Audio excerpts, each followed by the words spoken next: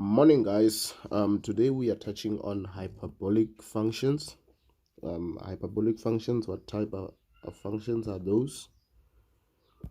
What type of functions are hyperbolic? It is those functions you see, like the other one is thrown this side, the other one is thrown this side, or the other one is thrown this side and this side.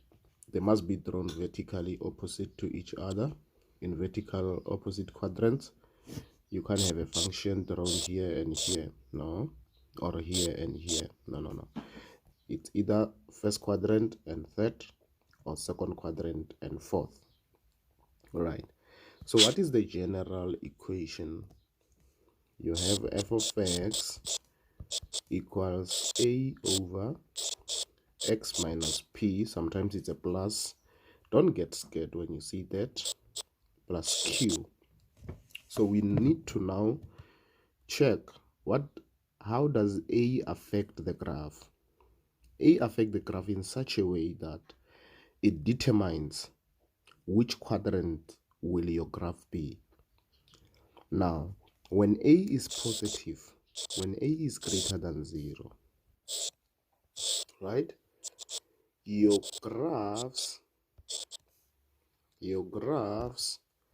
will be in the first quadrant and in the third quadrant. That is when a is positive.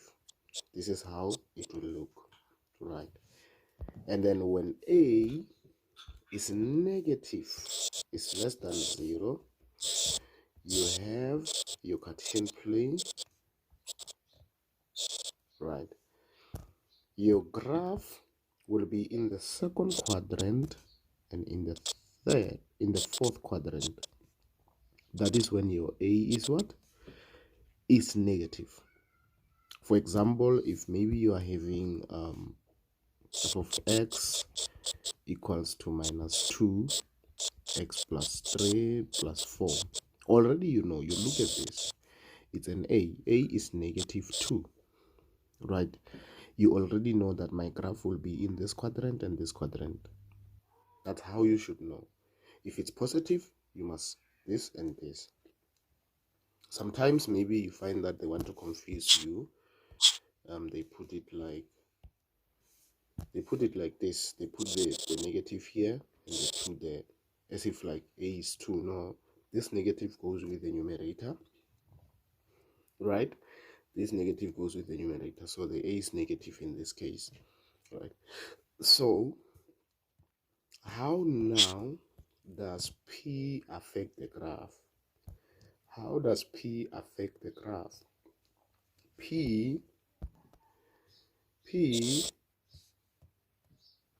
is a horizontal shifting. Shifts the graph left or right, such that when p is greater than 0, when p is positive, the graph will go to the right? When p is positive, the graph will go to the right. When p is negative, the graph will go to the left. When p is negative. This one is sensitive. I need you to listen to me very, very carefully. Remember now, the original function, it has a minus here before p. This minus is part of the formula. It is part of the formula. Now, when I have a function, for example, it's 3 and x minus, let's say my p is minus 2, right? Minus 2 plus 4. Do you see? My p is minus, and this minus is that minus that is part of the formula. So this graph, because of p is negative, this graph must go to the left. Must go to the left side. Now, if I'm going to simplify this, it's going to be x plus 2. plus 4.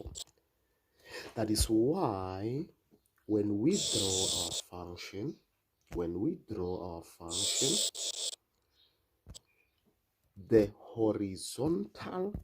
the vertical asymptote is this. It's going to be the red one like this.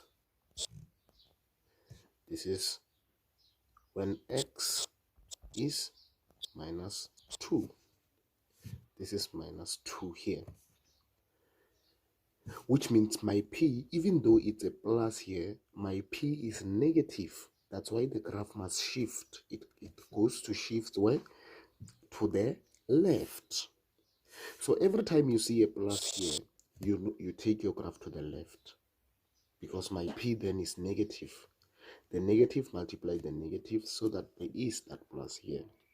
So if you are just going to have a function, maybe h of x is equals to 3 x minus 5 plus 4.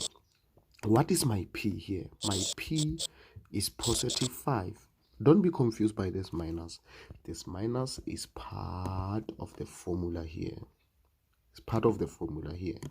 So, but the original p is 5. Are we together? It's 5. It's not minus 5. Don't say p is minus 5.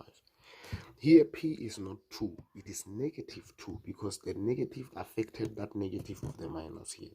So this graph, even though it's minus 5 here, but it will shift to the right. So you find that the vertical asymptote is somewhere here when this is 5. X equals to 5. Right? So you'll see when we are doing examples how this affects. Now the last thing to discuss is now how that Q affects our function. Q shifts the graph up or down. Q it shifts our graph up or down. That is how Q affects our function. All right. So it constitutes the horizontal asymptote. What is an asymptote? I'll explain that at a later stage. All right. So let's say, for example, I'm having f of x equals to 2x minus 4 plus, or maybe minus 3 here. Let me just do minus 3. So remember here, on my function here, q is exactly positive. So if q is minus 3, then it means minus 3. Right? So when q is less than 0, the graph goes down. If q is greater than 0, the graph goes up. So if it is minus 3 here, exactly it goes down, because there was no minus on the formula. We can't say there's confusion like p here. This one, if it's minus, it goes down. If it's positive, it goes up. There's no confusion. Where you need to be careful is just on p. Now, if I look at this function, the first thing I'll look at is this. Is A. It tells me the graph. I'm going to draw it first in the first quadrant and in the third quadrant, because then my A is positive. My A is positive, so my graph will be in this quadrant and in this quadrant. Now, when this is minus 4 like this, I set my P, then my P is positive 4, because it didn't affect that. So this graph is going to shift to the right because it's positive. So I'm going to do my asymptotes. It's going to shift to the right. So there am I shifting it vertically to the right. So you're going to say x equals to 4. It's very important for you to show me this. If you don't show me, you don't get the marks. This is an asymptote. An asymptote, as I said, I'll explain at the later stage, it's a line that the graph should not touch. That's what we call an asymptote. An asymptote is a line that the graph should not touch. All right. Now, when we are speaking about this one, is the one that moves it up or down. So this is going down because my P, my Q is -3. So this is going where? Down. Right. My P is -3, it goes down. So I'm going to take it down. 3, 4. So this is what? Y equals to -3. So this is more like my new Cartesian plane, the red one. Remember, I was just gonna say, okay, my A is positive, therefore the graph must go here and here. We must not touch this axis. So now, this is my new Cartesian plane that I am going to respect. I'm no longer respecting the original one. I'm respecting the red one. It must move closer to the asymptote, like this. It must not touch the asymptote. And then this one also closer to the asymptote, but not touching the asymptote. I'm drawing it in wrong quadrant. I'm drawing it in wrong quadrant, guys. I'm in wrong quadrant. And what have I done? Let's take it back. Yes. I'm drawing this in the wrong quadrant. Remember, my A is positive, so the graph will be in this quadrant, this quadrant, and that quadrant, closer to the asymptote.